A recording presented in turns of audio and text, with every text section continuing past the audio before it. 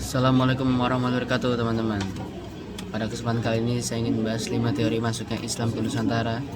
Jadi kita langsung masuk aja ke pembahasan topik pertama, yakni teori Arab atau juga bisa disapa sebagai teori Mekah.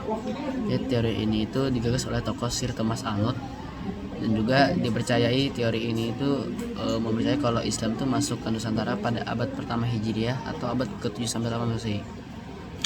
Daerah atau tempat pertama masuknya Islam menurut Arab ini dipercaya di Baris Tapanuli. Jadi penyebaran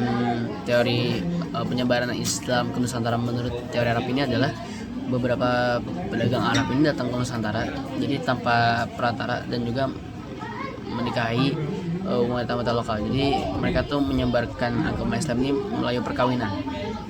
Rata-rata seperti itu dan juga ada niaga. Lalu kita lanjut lagi ke teori Gujarat. Teori Gujarat ini digagas oleh J. Pitchnapel. Teori ini mempercayai bahwa Islam datang ke Nusantara pada 7 Hijriah atau 13 Masehi. Tempat atau daerah masuknya Islam pertama kali menurut teori Gujarat ini adalah di Gresik, Jawa Timur. Karena terdapat batu nisan di Pasai dan juga makam Sunan Gresik yang wafat pada tahun 1419. Nah, menurut teori Gujarat ini, Islam menyebar di Nusantara melalui perdagangan. Oke, kita lanjut lagi ke teori selanjutnya, teori Persia. Teori Persia ini digagas oleh Umar Amin Hussein dan juga Husain Jajaningrat. Teori Persia ini mempercayai bahwa Islam masuk ke Nusantara melalui abad ke-7 Masehi atau abad 13 Masehi kalau abad 7 Masehi itu menurut catatan manuskrip Iran atau abad ke-13 Masehi.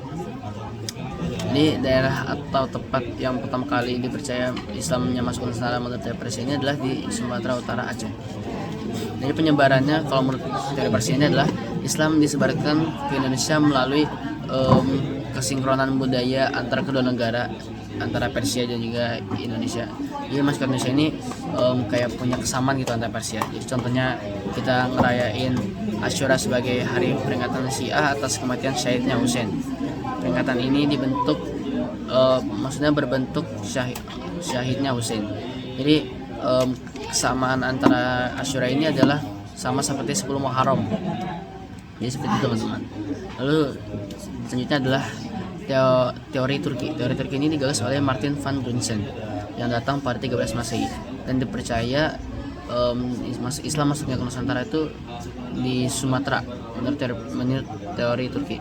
Jadi kalau menurut teori Turki ini, Islam menyebar dengan pendidikan melalui pendidikan dari banyaknya ulama-ulama Kurdi yang ada di Indonesia. Jadi contohnya ada Ibrahim Al-Qurani sebagai ulama Kurdi yang punya muridnya banyaknya tuh di Indonesia. Lalu yang terakhir ini adalah teori Cina. Teori Cina ini digagas oleh Slamet Mulyana yang dipercaya Islam masuk ke Indonesia tuh abad ke-7 atau sekitar 678 Masehi. Nah, teori ini mempercayai bahwa Islam itu datang ke Nusantara pertama kali di Sumatera Selatan. Jadi menurut teori Cina ini penyebaran Islam itu adalah melalui hubungan diplomatik antara negara Cina dan juga Arab. Jadi ada kesinambungan hubungan dagang di Cina dengan Arab. Jadi Islam ini datang dari arah barat ke Nusantara dan ke Cina berbarengan dalam satu jalur perdagangan yang sama. Islam datang ke Cina di Kanton atau Guangzhou pada masa pemerintahan Taizong yang dipercaya dari dinasti Tang. Nah, jadi singkatnya seperti itu teman-teman. Terima kasih bagi yang sudah menonton. Apabila ada yang kurang mohon maaf. Wassalamualaikum warahmatullahi wabarakatuh.